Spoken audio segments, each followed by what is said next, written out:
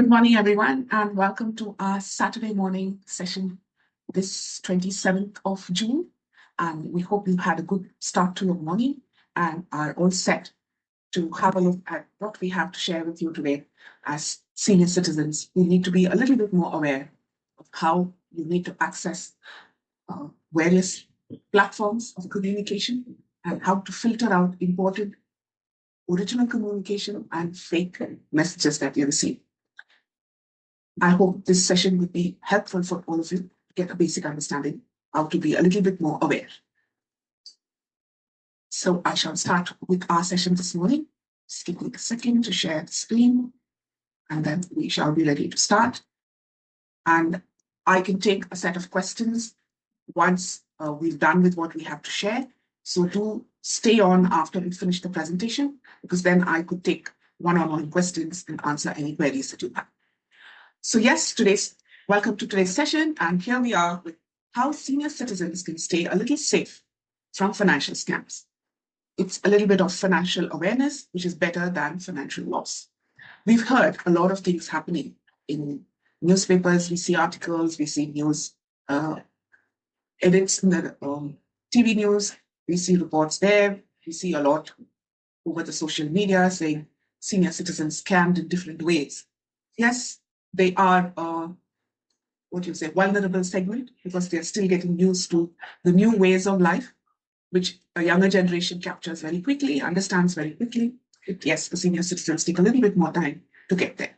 So here we are to help you in that journey.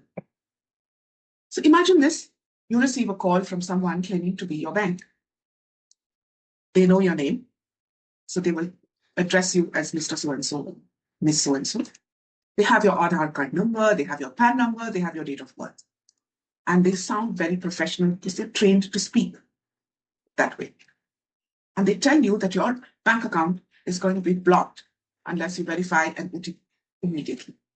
Now, this itself should be an alarm bell for you. Nobody calls to verify with an OTP immediately.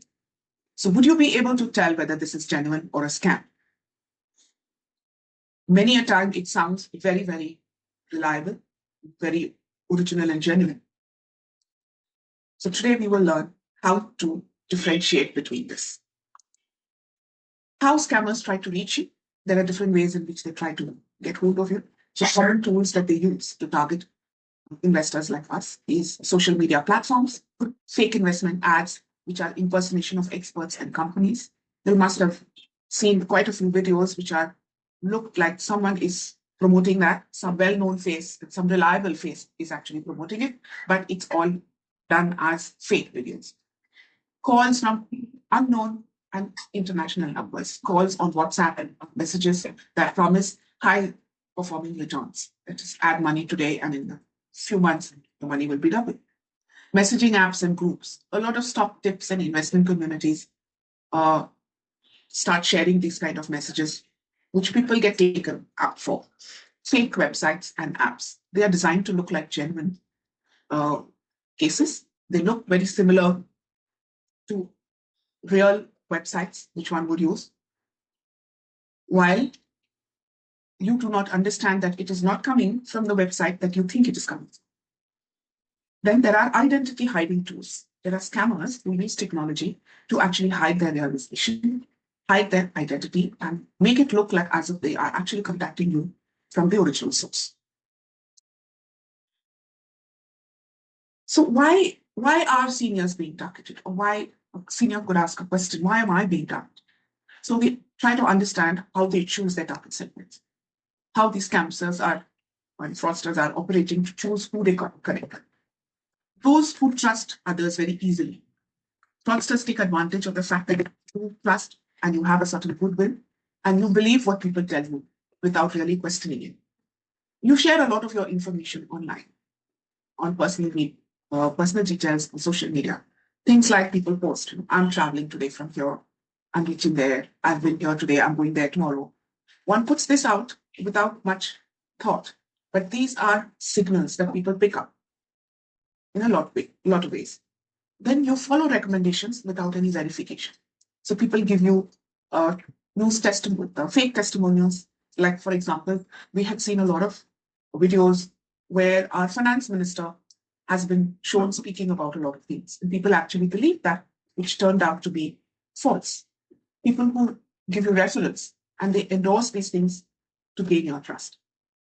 Or when there is a call, they're saying act urgently, act quickly, under pressure. You need to do it now. So urgent offers, limited time offers, it's available only today. It's available only for the next few hours. Your bank account needs to be validated now. Otherwise, by midnight, it will be at lockdown. These are things that are pressure tactics, which are really not authentic. And you appear to be financially active. As in investors, retirees who are regularly online. They visit different websites, try to understand various options that are available. They look for various things, and they're constantly on the lookout for various new options. So that's where you get into this target segment. So remember, fraud is not only about intelligence of the other person, but it's also the capacity of the other person to manipulate you and how easily you start believing things without questioning and without having the awareness of why this is really being done. So possible consequences of cyber fraud. One of the most important consequences of this, and very difficult consequence, is a financial loss. They could account your personal social media platform, like your Facebook account could be hacked, or your Insta account could be hacked, or even your email could be hacked. A lot of personal data theft can happen. There can be identity theft, as in your name and your personal data could be used for some other purpose. And then all of this put together can become a blackmail or an extortion process, where they say that you have been involved with something and they start to extract money from you. So did you know, we read a lot in the newspaper, see a lot online, but do you know that there are some common actions that can become cyber offenses? We don't realize these in the normal course of our life, but yes, it can happen. When you look at someone else's screen or a password without their knowledge, you're standing behind them or you're just glancing next to somebody who's sitting next to you. It's called shoulder surfing. And it's not fair that you look into somebody's screen and capture any kind of information. Using another person's phone without permission, or repeatedly tracking and monitoring someone online, which is called cyber stalking or online stalking. So there are different types of scams, and today we will learn how to prevent at least some of them. UPI and OTP frauds. This is something that keeps happening very often because today we have all become a digital generation. So a UPI and an OTP is required for a lot of activities that we do today, from ordering groceries home, ordering food home, making online purchases, booking your tickets online. All kinds, even bank transactions require UPI. So these are some standard rules that you need to look at when you're using UPI as GPay or PhonePe or Paytm, etc. You do not need to provide an OTP to receive money. If somebody is sending money to you, they only need to have your phone number, or they need to know which account they need to send it to you. They have to provide the OTP, not you. You don't need to share a QR code to receive money either. You can just let them know the phone number to which your UPI account is connected. So never share OTPs that are received over SMS or WhatsApp. This, unless you know the source of who's a reliable person who's actually asking you for it. They could be family members or a transaction that you're actually going through which somebody has initiated with your knowledge. So avoid easy to guess UPI pins for payment apps as well as your credit and debit card pins. Typically, people put in easy numbers that they can remember, say 1, 2, 3, 4, or your combination of your date of birth, etc. These are digits that people can guess if they know your background.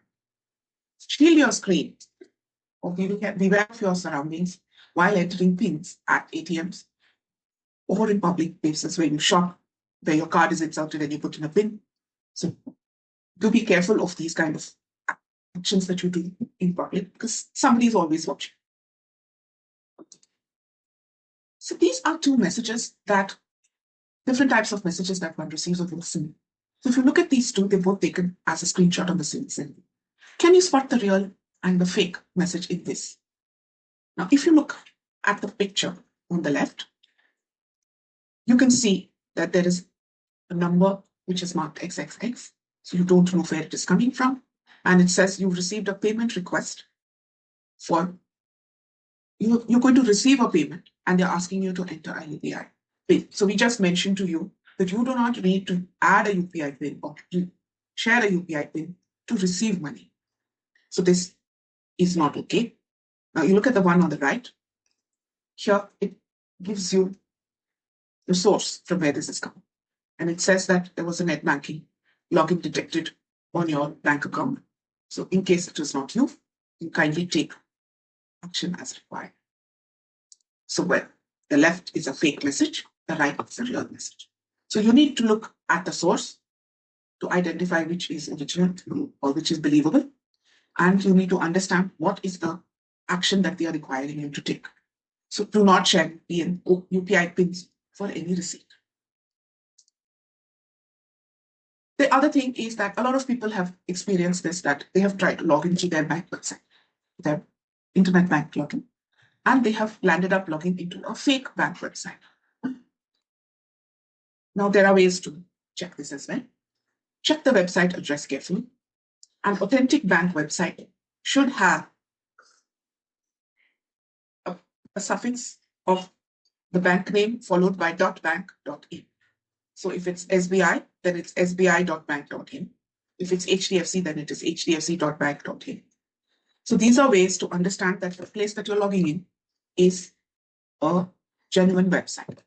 Please look out for the lock symbol when you're trying to log in from your phone. So it will show you this, show you here as online sbi.bank.in, and it will also show you here that your connection is secure. Then avoid clicking on banking links that you receive on SMSs or emails or on WhatsApp. Always use the Play Store to download any apps.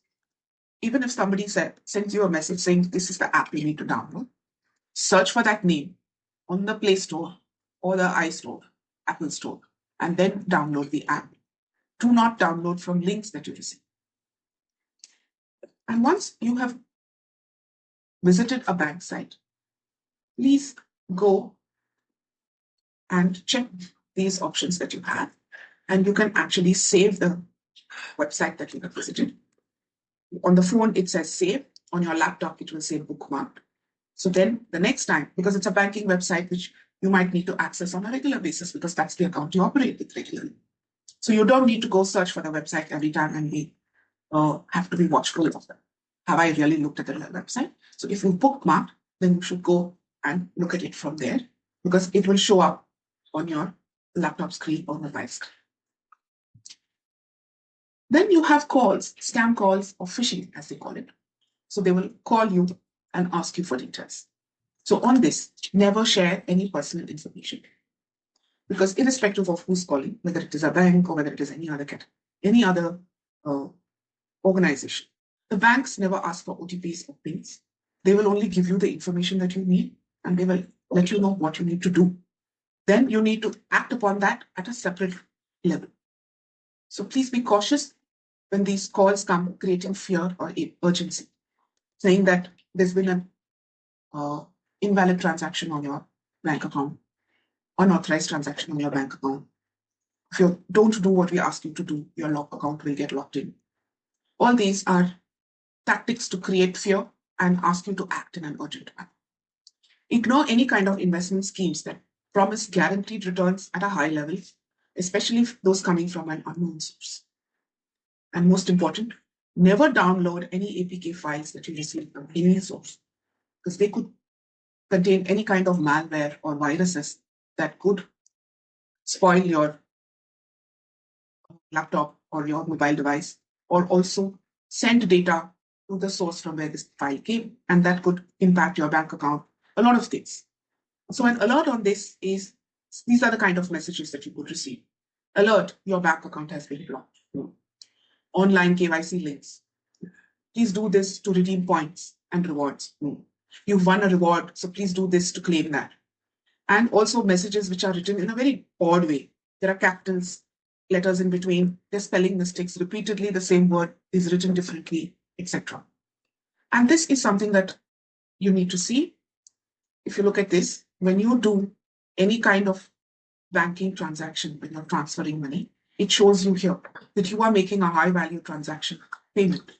Is this related to any kind of investment that promises you higher profit or digital arrest kind of request? So please do not do this. Please be careful and make sure that you trust the person to whom you are sending this money before you proceed. So whenever these kind of pop-ups come, please have a look at it, read what is written over there. Do not accept I understand or cancel without reading what that message is. And then these are kind of messages that you need to see on your phone with unknown numbers or hidden numbers where you can't see who's sending it to you. So these are definitely fakes on which you should not act. Now, WhatsApp has become a big platform for scams and forwards. So please be cautious of messages that you receive from unknown numbers. And happily, whatever we receive, we send it forward to others. So please verify the information before you forward anything. Because one person being a little aware of what has come and checking that and not sending it forward saves so many people from being targeted for that same problem. So please beware of messages that promise rewards, jobs, or investment returns. And look for this blue tick on all business accounts where possible. Like, for example, on Happy Investor, you'll be able to see this blue tick. On a banking website, which is authentic, you'll be able to see the blue tick. On a health insurance or life insurance site, you'll be able to see this blue tick.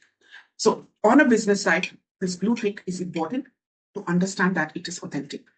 Else, it could be somebody else who's using these same kind of visuals to project themselves as the business that they are planning to impersonate.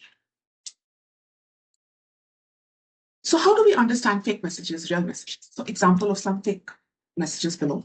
Like I said earlier, you would get a message with odd capital letters in between. Look at the spelling of crorepati. Competition. These are all ways, and the same spelling mistake is repeated everywhere. So these are ways in which you can understand. And then it says, apne kisi bhi WhatsApp number se hame contact kare. So these are all things that you should not fall for. Then here, the same thing. Hello, sir, मैं customer officer KBC से बात कर रहा हूँ. And there is nothing over here that shows KBC. And then it gives you a lottery number. So kindly do not fall for these things. Like they've used this visual also to show. Now, how would you have people like Mr. Ambani or our Prime Minister, Mr. Modi, or Mr. Amitabh Bachchan, of course, he is associated with KBC, but would you think something like this would be sent out as an original request to people? Definitely not. Now, we've also heard about courier frauds. So repeatedly you get calls from Blue Dart, FedEx couriers, or Amazon delivery, or Flipkart, or even the India Post, saying that there's a delivery in your name and you need to make payment and collect it. Or there will be a call saying a consignment that is booked in your name has been picked up and it has been checked and it has some contraband stuff. So you need to report on this, and they take you to something else, say do this, do that, etc. But none of these agencies will actually call you with this kind of requests unless there's a genuine courier that you have booked, where they are able to give you the courier number, you have the proof of the fact that it is booked in your name, etc. It's not done by you, then it's surely a scam that has been picked up, where they know your personal details and then they are coming to scam you in various ways. So how to identify a fraud call like this? Common lines are, your parcel is missing or it has been returned. It has some valuable and restricted items. Can you transfer this call to the customs officer or the crime branch? And they want you to immediately do something through a video call so that you will not receive the courier. So kindly disconnect these calls and do not proceed further. If it is a genuine call, they will reach out to you in a different way, in a more authentic manner. Then we now have a KYC verification process that's required at different stages. a KYC verification process is required at insurance. When you renew your insurance sometimes, it's also required when KYC has to be updated for you as an investor. So these kind of calls could come to you. But please verify who is this person who is contacting you. Ignore messages from unverified sources or links or calls which come from unknown numbers or unknown email. Unknown numbers, unknown emails, please do not respond. KYC updates may require OTP verification, so you have to be very careful of where you are sharing this, who you're sharing this with, only when you know who has initiated this process. And yes, at Happy Investor, we do initiate a KYC verification process, which could require OTP verification. But this is provided only through the authorized websites that we need to use as part of the investment regulator. And that will only happen through our registered mobile or our email to your registered email or your registered mobile. Even at that stage, if you feel you have a doubt, you are always open to call us and verify with us if we have initiated something like that for you. So these are some messages that you could receive. Which of these do you think are real? So you have a number here, and it says your SBI Yono account will be blocked today. And then it has a random click link. Then we have an odd name here. And then it says, dear SBI, your customer, your SBI card points worth so many have expired, will expire today. Please click here. Cards, SBI. Then here you have SBI Cards Payment Limited.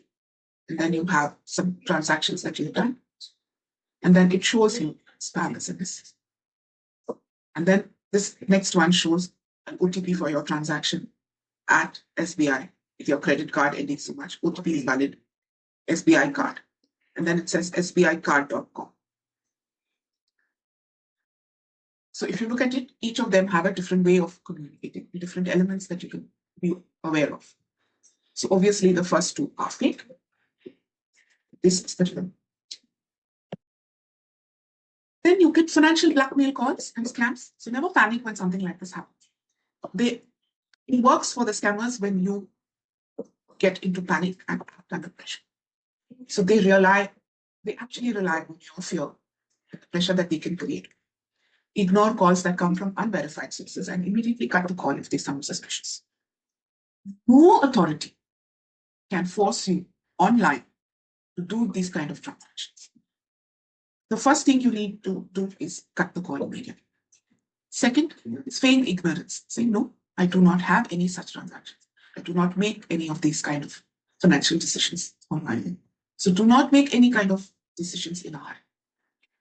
Consult a family member or a trusted advisor if you feel insecure or unsure about what you're doing. It's better to be sure, ask a few questions rather than act in haste. Whenever you're doing any kind of money transaction, please verify the details of who you're sending this money to. Who is the beneficiary that you're transferring money? So, because money sent to a wrong account, whether it is by mistake or fraud, is very difficult to recover. Confirm the beneficiary's name and account details for making that transfer. Verify the UPI ID very carefully. If you are making a high value transaction, send a small test amount first, and then you can do a repeat transaction to that same source. Because once transferred, recovery can be very difficult. So you have to take your time. Do not rush to make anything. So like you can see here, it shows you the bank. It shows you the bank IFS code, shows you the account number. You can set a nickname, and then you can tag this to your account. And now, of course, with AI coming in everywhere, it's very easy to see a lot of fake videos, which actually look very original. Because AI can create fake voice, create images, create videos, which look very authentic. So please verify unusual requests that you receive. Be cautious of any kind of celebrity endorsements or investment tips, because ideally, these are not permitted, they are not authentic. And cross-check any information that you receive from any source with somebody who you trust. So do not believe everything that you see online. A lot of this is just make-believe. For example, these are two pictures of the Ukrainian president, Zelensky. The left is fake, while the right is the real one. How can you make out this? If you look over here, the original and the deep fake. The fake ones will have an image which is not very clear. Between the background and the person, there is a kind of difference of as if somebody has just been cut and pasted over there. So you'll see a lot of blurring and irregular shadowing. Somebody's body, somebody's face, somebody's background. Please read before you click. Whenever you are doing anything, any transaction, anything that comes up on the screen requires your attention, requires you to read before you skip it or before you click it. So read the pop-ups and the payment confirmations that you receive. Verify the transaction amount that you have entered before approving. Did you enter 500 or did you enter 50,000? With the comma missing, this and this can be very misleading. Looks very similar. Unless you have this as a visual element to show that, yes, this is 5,000, this is 50,000, and this is then 5 lakhs. Doesn't it all look very similar? So when in doubt, please pause, verify, check once more how many zeros you enter. So be very cautious of urgent messages demanding immediate action. Whenever you are doing any kind of banking transactions, please do it from your own device, your laptop, your desktop, your phone. Please do not do this from a device that belongs to anybody else or which is a public device in a public space. So after all these precautions, if there is still a chance that you got caught in some kind of cybercrime or you became target of some crime, what do I do? How do I report? So there's a cybercrime complaint toll-free number 1930. You can also check on this website and proceed from there. You can go to the nearest police station, which is marked for cybercrimes. There's a Chakshu portal as well. So this is the National Cybercrime Reporting Portal, where you have these details. So how do I protect myself from these kind of crimes? Measures that one must take on their own. Have strong passwords. Use complex and unique passwords for all accounts. Do not use XXXXXX 1, 2, 3, 4 everywhere. Firewall protection. Please have authentic virus protection systems installed on your system, on your phone. Get software updates done regularly because these updates and installing these software updates actually ensures it fixes all kinds of problems that have been reported. Get a data backup. Regularly back up all important data so that you don't lose any. So some golden rules for staying safe. Never share OTP or PINs. This is what we've been telling you right from the beginning. So never share these. Verify all your steps before you are transferring money. Do not click on suspicious links that you receive from unknown sources, people who you don't know and which look not authentic. And when you are in doubt, please call somebody, ask somebody, reach out to someone who you trust. So stay alert, stay informed, and stay protected. Because not falling to these kind of frauds is the safest way of staying out. So that was what we had to share with you today. And if you have any queries, you can always reach out to Happy Investor. You can scan this QR code and reach out to us in any way. And now I can take some questions if there are any. You could unmute yourself and I can take some questions. Yes, Mr. Prasad. How about messages from even people like Nirmala Sitaraman? That's what we Sachin said. Tendulkar. That's what we said. That these celebrities have just been used, and one shouldn't fall for these things because they have nothing to gain out of this. No, but why are they keeping quiet? They should inform, no? The celebrities. I think at some places they have declared that any videos that you see with us are not authentic. So please be careful. See, to a certain extent, one has to understand that these are ways in which people are getting pulled into. And if at all you have to do something with respect to investments, you shouldn't be reaching out to people online. You should be reaching out to people who you can actually connect with. Valid sources, people walk into their office, pick up the phone, speak to them, reconfirm that they are the people who are handling investments for others. If there is a random number on the internet, would you just go ahead and do something? Then all this, even Sudha Murthy, Narayan Murthy, Sachin Tendulkar, they are all. Yes. Because people are so in awe of celebrities that they forget that they are also common people like us, and they can also fall prey to such things. So eventually, it's like when you go shopping, you want to go see something, right?